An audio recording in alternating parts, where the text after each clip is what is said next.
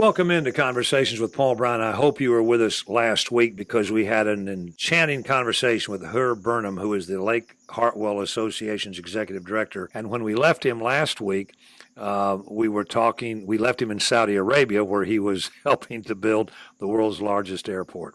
And that's where we're going to pick up our story. They wanted to move me and my family over, but I couldn't. Saudi today is a lot different than it was back then. And the Germans, I probably would have been able to live in the German camp that was there to do the construction. And they had a compound there where they kept, all of their people lived. But I'd have to have my kids going to school in private schools in Europe because there were no English-speaking schools over there at that time. And the Germans had their own school, but my kids didn't speak German. Right. So you left them home. So I said, I'm just not going to, I'll fly back and forth and stay a week or two. And I did that for about a year. But in all, you stayed with Fluor for 27 years. Yeah. Then it finally comes time to retire. You've been on Lake Hartwell how long? When you built your house? Since 98. 98, okay. Yeah. And the Hartwell Association has been around how long? I think it's 28 years now. And once you were in a position where you were retired and your responsibilities for caring for people were gone, you went to them and said, I want to become a part of the association. Yeah. Mm-hmm. And at some point they asked you to be president. Well, my house is on the lake, right. And And is that anybody that has their property on the lake can be a member? Anybody can be a member. You don't have to have property on the lake. If you're a fisherman, if you own a boat and you come out here on a regular basis and you love the lake and you want to keep it clean, and if you drink the water, you want to keep it clean and keep the money flowing that it brings in. We welcome everybody. There are how many people living on Lake Hartwell? Does anybody have that figure? Well, there's over 11,000 private dock permits out right now. And that involves how many states? That's 2 states, Georgia and South Carolina. And how many counties? 6 counties, 3 on each side. And they would be? Anderson, Oconee, Pickens. Pickens is on Lake Hartwell too, so that's right. Mm-hmm. So we got those 3. Yeah. And then in Georgia? You got the Hart County, Stevens County, and Franklin. Okay, so 6 counties, 3 in each, that comprise the 2 states that make up the boundary for Lake Hartwell. Right. If you were to take and walk the whole way around Lake Hartwell, how long is that? How many miles? 962 miles. That's kind of hard to believe, isn't it? It's from Chicago to Houston. That's what it boils down to. That's what it boils down to. Wow. And as far as size of the lake, as compared to others? It's one of the top 10 largest in the Southeast. It provides water for hundreds of thousands of people, lots of industry. If you don't have a good supply of water, you can't attract new industry, most industry that you would want, okay? Like First Quality, for example. They use a lot of water, but it doesn't make a dent in this lake. And that was one of the big selling points why they came here. Absolutely. Was the water source. And it's a source that's going to be here as long as there's water. This will be here. Yeah. It's not groundwater that will, can go away and not come back. It'll be here. You've been associated with this lake basically since you moved to South Carolina years ago. Yeah. What's the most surprising thing that the common person that has lived here all their life don't know about the lake? How much it brings into this area financially. The bass tournaments that come in, the Bass Masters, which is that's the Super Bowl of bass fishing. Okay, when it comes in, it'll bring over $20 million just to this area. And when I say this area, basically Anderson County gets most of it. Anderson County is 41% of the shoreline, and over 4,000 of those dock permits are in Anderson County. And it's very important that Anderson County understands that, and they have police protection. We have patrol boats. I work with the sheriff. DNR has a patrol boat out. The Corps has patrol boats out. And we still have a lot of shoreline. I mean, when you have 962 miles, it's hard to patrol that whole thing. And right here at Portman Marina, you've got over 500 boats, and each one of those probably an average of close to 100,000 per boat. Okay, Wow. so we're looking at probably $10 million at least just in boats right here in this one marina. And we got 4 more marinas. They're not this big, but there's 4 more on the lake. And it's good water. It's clean. It's very clean. And one of the reasons is that the water flows through the lake rather than sit here like a big pond and gets dirty and muddy and, you know. But if you got flowing water, you don't feel the flow in this lake, but there's always a little flow going. And that really helps keep things clean. And right now, we're working with the Corps, the Lake Hartwell Association is working with the Corps to get a Adopt the Shoreline program seriously underway, where people will volunteer to take a piece of shoreline that's been identified and agreed upon with the Corps, and whenever it needs to be picked up, the litter needs to be picked up, they'll do it, okay? The Corps will mark them in as, you know, carrying the load for this particular part of the shoreline, and they can have as many people. It can be a scout troop or a church group Right. or a family or whoever wants to do it. And we're going to get this going here pretty quick. And I'm working on some advertising and stuff right now to try to get people interested in doing it. Because when you've got that much shoreline, campsites, camping grounds, all of this around the lake, Corps picks up on all of those, okay? But they'll have about 11 million visitors a year to just the Corps campground. 11 million, Good okay? night. That's a lot of people. It's a lot of trash. Now the Corps takes care of all that trash because it's on their campgrounds. But we need people to volunteer to pick up areas where people just go up and spend the night, and you know, it's not an official campground, but you can do that anywhere on the lake. And the Corps does a good job of managing the lake. They keep it clean. They keep the shorelines as clean as possible. They just don't have the people. They only have 7 rangers that patrol and you know, take care of that. 7. 7. Well, they've got more than that, but they've got other things Right, to do. Right.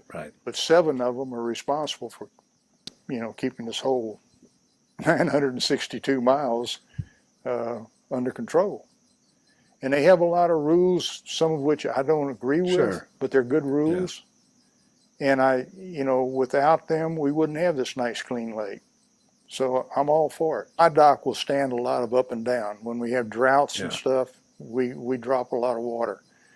But, and a lot of people have to move their docks out. Right. Well, I knew this would happen before I bought where I bought. So I don't have that problem, but I have 119 steps from my back door down to my boat, okay? And about half of that run is through Corps property. Yeah. And I can't do anything down there without their permission, which is good. Yeah. I shouldn't be able just to cut trees or whatever. But they do a good job, and I enjoy working with them. I've really been able to form a good partnership with them, and we work very, very well together. Our guest is Herb Burnham, and he is the executive director of the Lake Hartwell Association. And when we come back, we're going to conclude our conversation with him.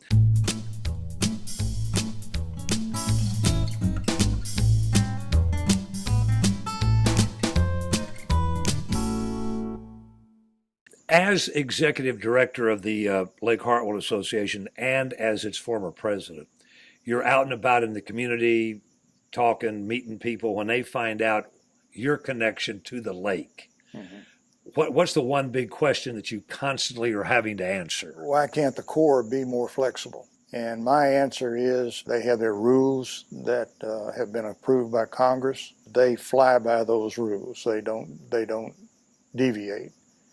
They will work with you on some things that make sense, and things that you know, violate the rules are usually going to get slapped down. I mean, it just no. Why, when the lake is low, does the Corps let it get lower?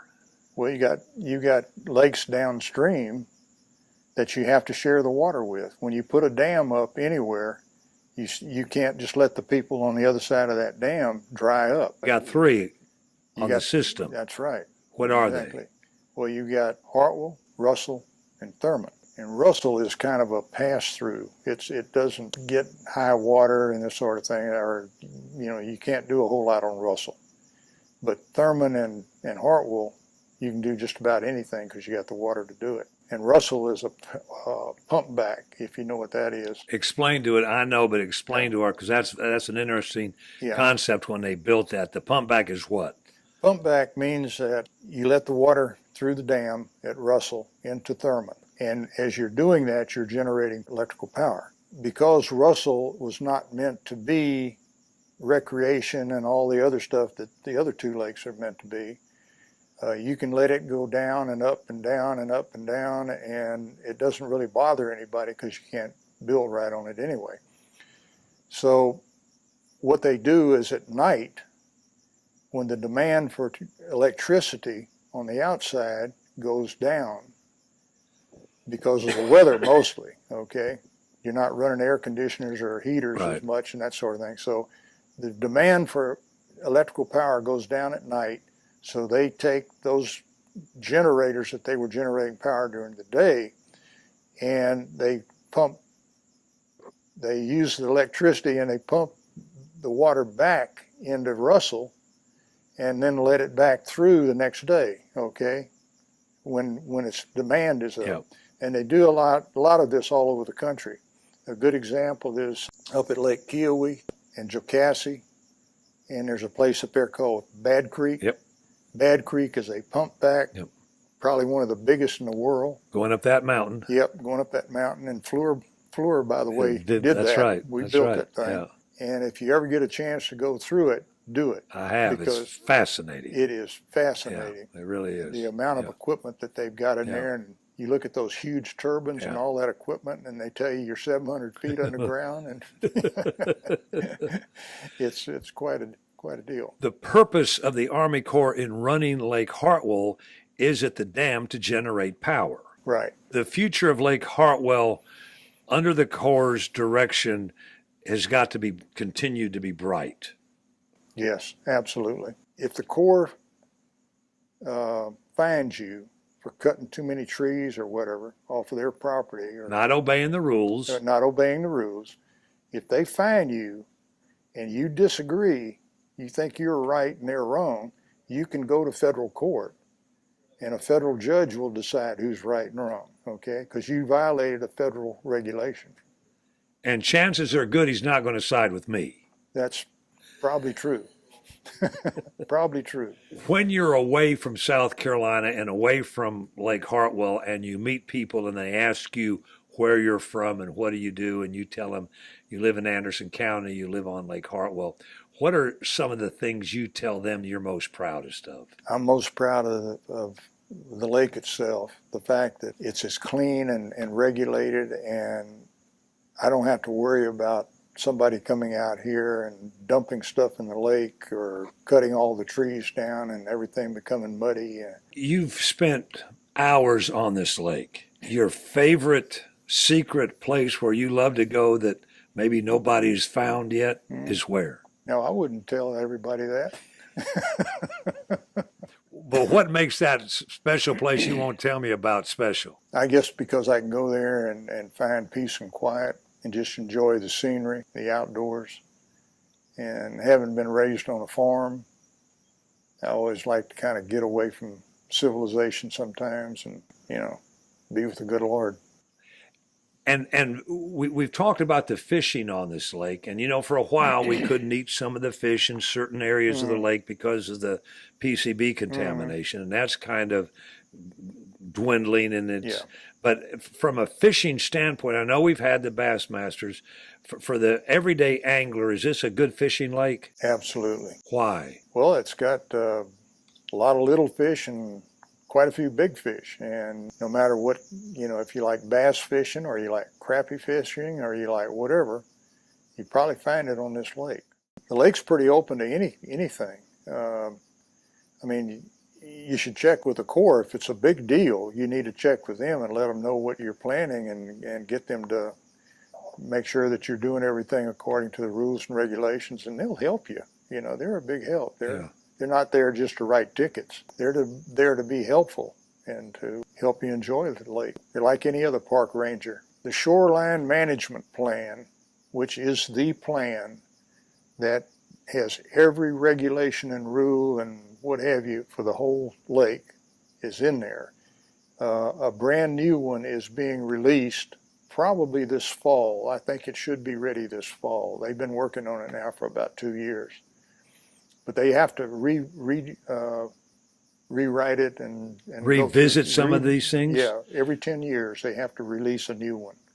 And are there changes in that new one? I'm sure there'll be some, but I haven't heard of any major changes. Okay, so I don't think it'll be anything that if you own a home on the lake now, I don't think there's going to be any significant changes to anything that you can or cannot do. Now, they don't care where you build a house. It's as long as you don't build it on their property. Right. But they'll tell you where you can and cannot put a dock. And usually it's where the water is so shallow that if it drops 2 or 3 feet, your dock's going to be on dry ground. Yeah. So the Corps, you know, they understand that, and they don't want your dock on dry ground. So don't build there. You know.